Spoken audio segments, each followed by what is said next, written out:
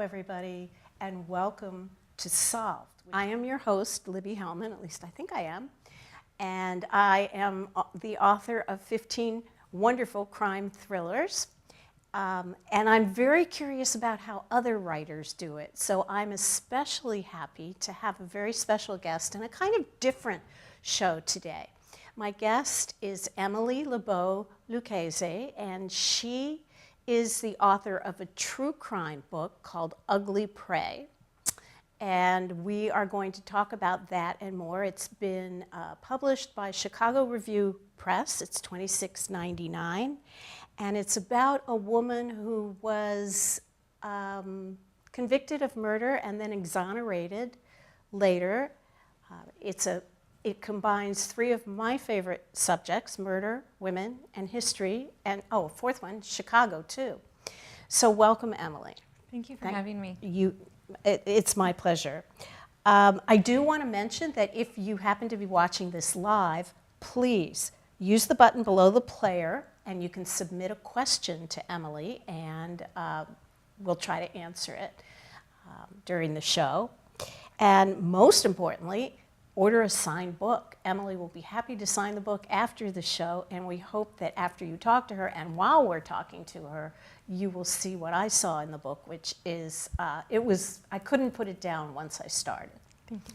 So, give me the elevator pitch story about Ugly Prey.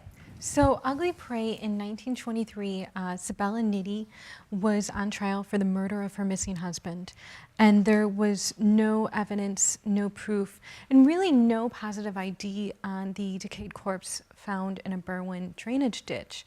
But prosecutors wanted an easy win, because at the time there had been a rash of women who had killed their husbands and boyfriends, and then they were able to charm their way into an acquittal. All male juries would look at these charming women and think, well, they couldn't have done it. He had it coming.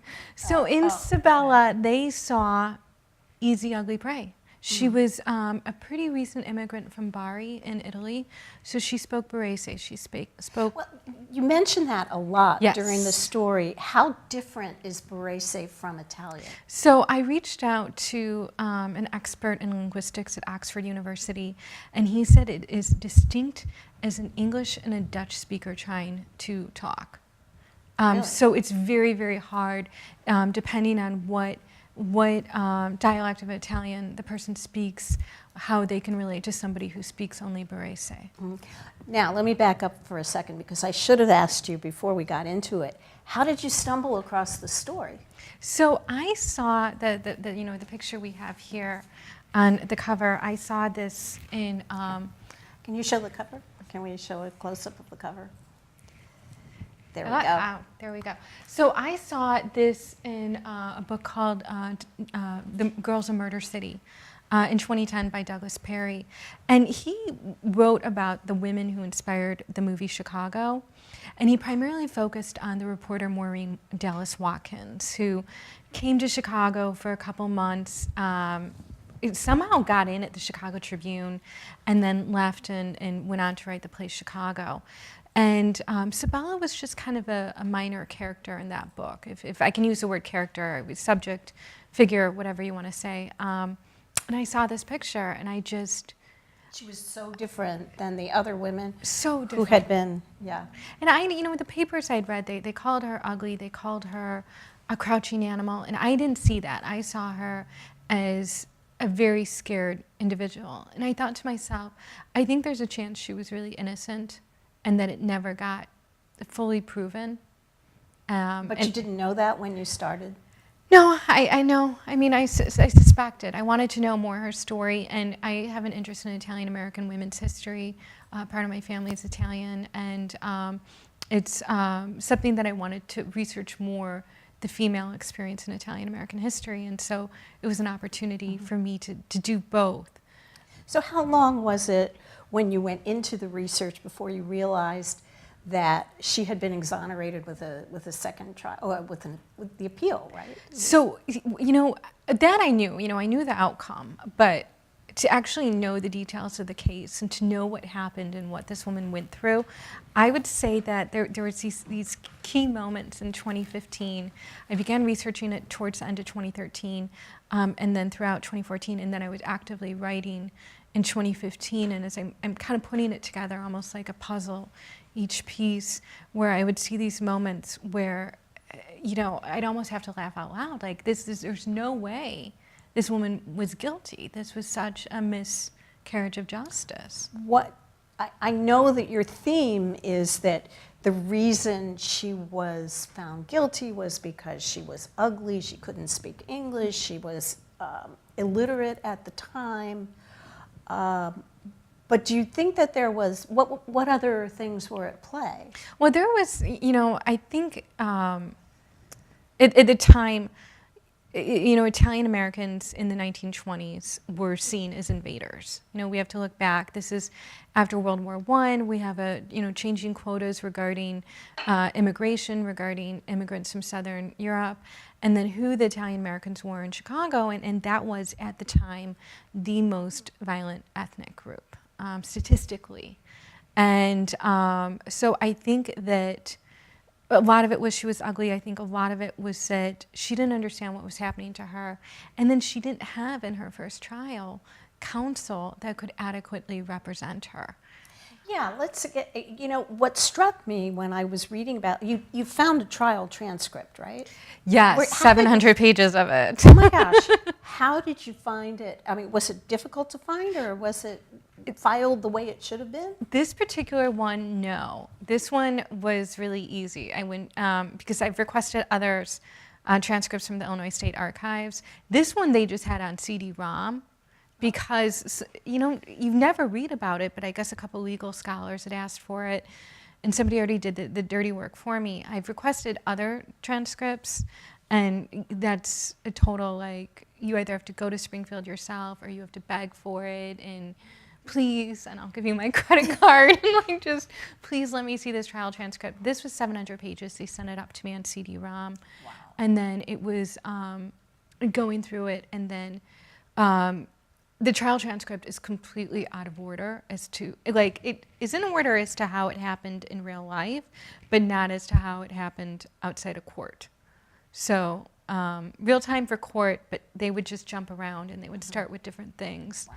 And so I'd have to piece it together. What struck me was the difference between, I guess you'd call it trial procedure then, in the 1920s, and trial procedure now. And the fact, and tell us about her first attorney, Moran. Yeah. He was quite, talk about character. You know, people always described him as, you know, people haven't written a lot about Sabella, but when they did and they talked about Moran, they would call him as inept. And it turns out he was more than that. I ended up... Yes, he was. Just like such a nice way of putting it. I ended up researching his ex-wife, who was an artist here in Chicago. And she gave her papers to the Chicago History Museum, which left a paper trail. And so when I looked into her, that's when I learned more about him. And it turns out he spent the majority of the 1930s at an insane asylum in Wisconsin. So we see him unraveling during the trial. We see him at one point defending the prosecutor from the judge. We see him obsessing over whether the corpse was wearing underpants. And then he does, you know, he allows hearsay evidence. He's really confused. And so that, a lot of attorneys have said to me it's hard for them to read that part because they feel like this is injustice, this wouldn't happen, but they really allow the hearsay evidence. And he never really became her attorney of record. He just sort of jumped into it, didn't he? He did. So he was the son of a very famous judge, and his full family was successful, and then there was him, who was, you know, kind of the guy who was just out. The black sheep. Yeah, living his own life, we could say that. So he was doing pretty small-time stuff, and one of the things he did was Sabella and her co-defendant had been accused of having an affair, and he defended her in that. And when he heard she was arrested, he just went to Cook County and took up that case. And so Sabella didn't really know that she had a choice. and she never hired him. And so her attorneys on appeal made that very clear, that she never hired him. Wow. Mm-hmm. Speaking of judges, let's talk a little bit about Judge David. Yeah. There's a picture of him. By the way, there are some great photos Yes. in the book itself, and we'll look at a couple of them later on. But Judge David, of which there is a photo, was another kind of character. Can you explain Yeah, you know, him? every time I do a speaking engagement and I put his photo on the screen, I always say, doesn't he look like he would be nice? You know, he looks like he would be really sympathetic. And he wasn't. He was known for being a judge who cared very much about procedure. And Moran must have driven him crazy. yes, and so he ended up kind of taking it out on Sabella. So he started being very sympathetic. And then as time went by, he really started believing it himself, and he would say things like, well, the evidence shows that she killed him, and there was no evidence. It was hearsay from her son, who had a financial interest in seeing the father dead. Yeah, okay, so now let's go back to her family, and let's talk about, she had, what, 3 sons and a daughter? She had 3 sons and 2 daughters. 2 daughters, okay. And the 3 older boys were born in Italy. She what was called a white widow, which meant that she, in southern Italy, the circumstances were very bad, so the men would leave to come to the U.S., Argentina, different places in Latin America to try to make a living, and then come back for their family. And the woman was there alone for up to 10 years, and that was Sabella's case. So she had her 3 sons there, and then she was alone for about a decade, and then came over with the younger 2 and had 2 more daughters. And they lived in a hovel in Stickney. No running water, no electricity, kind of everybody piles into the same, hay-stuffed bed. It was a very different life, because you have to think in 1923, a lot of us live in homes that were built around that time, that the city was rushing towards modernity and had water and electricity, and they were from a different century. What I find curious is that when her husband disappeared, she was frantic to find him. Yes. And yet you say very clearly at the beginning of the story that she was abused terribly. Yes. I mean, Yes. I don't get that. Today we wouldn't Right? get it. But I don't understand why she was so concerned about him when he treated her. Did she just not realize that there was another way of being married? No, I mean, she married him when she was 15. And I think he was he said he was 12 years older. I think he was older than that, because he switches his age around, a little bit. And that was really standard practice in much of southern Italy, to have that type of age difference. And she was abused. He was very violent. He was a drinker. He fought with his sons. He hit her. Yeah, I think in modern times, a lot of people would say good riddance, but it was her way of life. It's what she knew. So James is the son that had the financial interest, right? Yes. And it was I think you said it was like only about $800. It was $800. Which is comparable to what today? Just a couple thousand. It really was not much. Okay. Yeah. And it was to the farm or to the home? So it was basically, what was amazing was, went over to the county building and got the probate records. So I was able to see absolutely everything that they owned, the horses, the stovetop, everything. And they liquidated, they itemized everything and they liquidated it. And then the estate itself was worth less than $800. They didn't own the land that was rented. And so in Illinois at the time, that just went straight to the widow. There was, since it was under $800, there was no other discussion of next of kin. And so he had taken that money while she was arrested for the a supposed affair, the adultery charge. And then when she got out, Moran got it back for her. Which is, like one thing he did right. And so, James owed her $800 now. Okay. And that went well into the 30s Right. before finally an insurance company So cashed it out. Without giving away too much, how would you characterize James? I think that James was a very stern person. I've actually spoken with the daughter who was on the book here. I've met her, and she felt very fondly for James, her Uncle James. But I think that he really had it out for his mother. And I Because think of the money? Or I think because of the money, yeah. And I Yeah. don't think there was a lot of love between the father and his sons. I think they were pretty violent towards each other. I think it was a very distinct family relationship. That said, I think Sabella was a really kind person. And she was very forgiving. And she, even though James had pulled all this nonsense with the Widow's Award, she had this idea that, you know what, when we get the money, we're going to start a store, we're going to be done with farming, and we'll be together. So she was always the mother. She always forgave her son. She always had ideas for how they, could be together. we do have a question. We have a question from Tom from St. Paul. Hi, Tom. Thanks for writing in. And his question is, did this woman's religion play a role in the assumptions the press made about her? That's a really good question because, Isabella was Catholic. And I think that, at the time in the 1920s, there's a lot of research that talks about prohibition being, one way for one religious group to control another, and that would, be the Southern Europeans and their language. I know that her attorney, Helen Charisse, in speaking with her great niece, that Helen felt quite a bit of bias as a Catholic. In her We're jumping ahead just a little bit. So, well, he said religion, right? yes. Okay. Yeah. Yeah.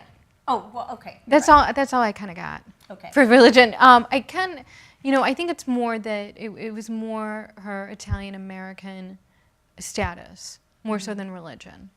I know Helen, her granddaughter, particularly articulated bias, but I think it was really more the ethnicity.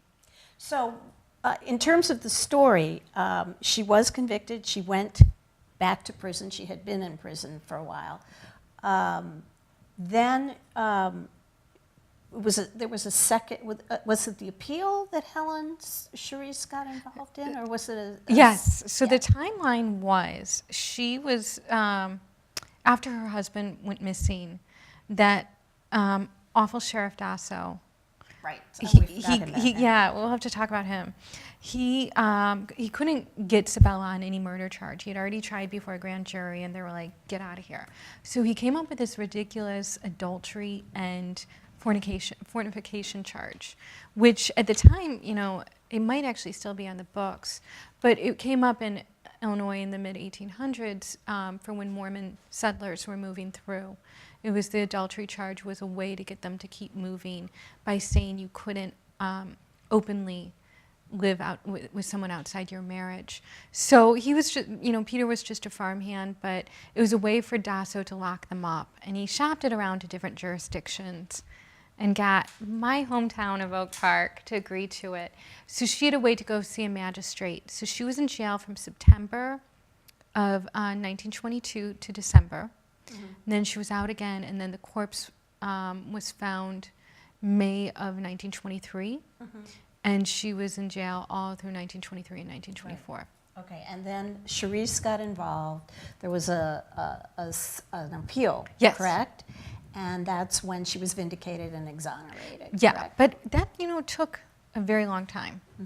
And I would say that in terms of vindication and exoneration, that the lawmen who prosecuted her held so strongly onto their belief that she was guilty. It was even in their obituaries that they had been part of this case. Wow. And so that's what the book, I really hope to accomplish, that this was an innocent woman who was really kicked around by the courts. You get into the stories of other women Yes. who were accused and in some cases convicted of murder as well, and some of them being the Chicago type women that we saw in the musical Yes. and the play. Why did you do that?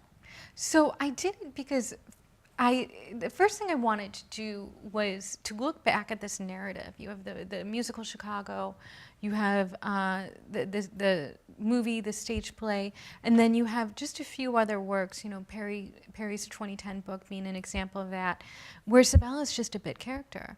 And I really wanted to spin it and to put her in the spotlight and then push these other ladies out. Because technically they didn't, here's a photo we have in the middle there, that was Beulah Nan, and she inspired Roxy Hart. And in the right corner there where it says Mrs. Gartner, that was Belva Gartner, and she inspired Velma Kelly. And the Mrs. Kavanaugh, she'd been the previous year. Mrs. Mom was Kitty Mom. And they just didn't deserve it. They were these horrible people who had done terrible things. And then here was Sabella. And she didn't. And look at the difference between them and her. One thing that you do say is that while she was in prison, Helen, yes, her new lawyer, helped her actually redo herself. Yes. And I'd love to show that photo yes. of Sabella when she look there at that. We Look yeah. at that woman. She is totally different than the woman on the cover. She's absolutely different. So the first thing first is that she had a proper weight gain. She was emaciated in the cover, in which you can see her hollowed out cheeks, and the hair was cut, dyed, bobbed, makeup. And she was really an intelligent woman because she learned to speak English. And she did so without knowing how to read or write. Wow. So she was really smart. And she's writing. And she was writing. She became literate. Yeah, she became literate. She learned English, spoke it for the rest of, now I'm just giving it away. But she learned, she was an intelligent woman. She was cheerful. She was industrious. And yeah, you talk about while she's in prison, she would help the other women. She would clean their cells. Yes. And she was always nice and cheerful. And she was, and in the movie Chicago, where they have her, they have somebody doing, I can't remember if it was a ballerina or who, doing Velma's wash and her chores for a little bit. That was real life. She was really doing some work so Belva didn't have to. Wow. I want to talk a little bit about the writing because I found it to be just. I couldn't put it down. It was really lovely. Thank you. Your journalism work has proven you good, done you well. Thank you. And I love to ask people about chapter titles. First of all, I don't do chapter titles, but the fact that someone does, and you do, where did you get the titles? So a lot of this, I'm glad you asked me that, because so I either do a line that I thought was interesting. So that means a hanging. It's in Untitled Chapter 1, and that's when she's first sentenced to hang. There's actually people in the courtroom who are there as just warriors. They're spectators. And there's one man who goes to the court often, and he announces when he sees the jury come back, and that means a hanging. But I did, so a lot of these were things that people said, but then a couple things, unraveling the safety nets, that's when the grand jury, really failed her, and that was a safety net that unraveled, so I'm kind of telling the reader that. There was one about the burden, you're a burden on me, or you're a burden. You don't know the burdens I am carrying, and that was Eugene Moran. Right. And he said that to the judge, and it was like, oh yeah, you are actually carrying quite a few burdens. And then I ended up getting into some of some poetry titles. Dust to the Feet, Passing Through the Fire. That was from, gosh, I'm going to blank on his name, Carl Sagan, the Chicago poet. Robert Frost. No. Oh, Carl Sandburg. Yes, thank you. Where is Sagan. Okay. Oh my God, Carl Sandburg. And that was part of the reason I did that was he was a famous Chicago poet, so I wanted to connect to that. But also because I bring up the Leopold and Loeb case at the end of the book, and he ended up being a very big supporter of Leopold in the 1950s and 1960s to see him get parole. Okay. So I actually don't like him for that reason. All right, which begs the question, what's next for you? So what's next for me is I have a book on Leopold and Loeb where I've spun it and I'm looking at the immediate aftermath, the 12 days that follow the murder to the confessions. Wow. And I'm also going to, for the first time, present them not as cerebral killers who killed for the thrill of it or a scientific experiment, but really call them out as the serial killers that they were. Wow. Prior to killing Bobby Franks in May of 1924, which I think factored in a role of Sabella, you know, the case against her unraveling, prosecutors had to turn their attention elsewhere. But prior to that case, they castrated a taxi driver in November 26 of 1923. These were vicious men. They were not the University of Chicago elite privileged boys who killed for an experiment. They were serial killers who were getting away with it because they had a very nice appearance. So I'm gonna really go there for the first time and call them out for who they were. Yeah. They weren't that smart. Well, obviously, because they got caught. Well, this has just been a delightful, delightful time. I wish we had more time, but we are reaching the end of our time. We've been talking about Ugly Prey with Emilie Le Beau Lucchesi, and it's with Chicago Review Press, and it's $26.99, and we certainly hope that you will order a book right now, and Emilie will be more than happy to sign it after the show. And I'd like to tell you a little bit about what's coming up on Authors Net, the virtual book signing network. On September 12th, Lit with Love welcomes Amy Reichert, author of the new book, The Simplicity of Cider. That's the latest in her wildly popular line of romance novels based around cooking. That should be delicious. And of course, that's at 12 noon during lunch. And also on September 12th, Stranger Than Fiction, our show about nonfiction, welcomes best-selling author Joyce Maynard about her newest memoir, The Best of Us, a heartbreaking story of love found too late. That airs live at 3:30, and I think I'm going to have to tune in for that one. And coming up on September 28th, The House Divided talks to Paula Tarnopol Whitaker about her new book on the life and diary of a real Civil War nurse, Julia Wilbur, in A Civil Life in an Uncivilized Time. That begins at 5 p.m. Central Standard Time. All your book-loving needs and more are right here at Author's Voice, so come back to authorsvoice.net for updates and details as we get closer to those shows, and thanks for tuning in. Even if you're watching this on YouTube, after the broadcast, you can still order signed books. Thanks again, Emilie. Thank you for having me. And thank you, and we'll be back again next month.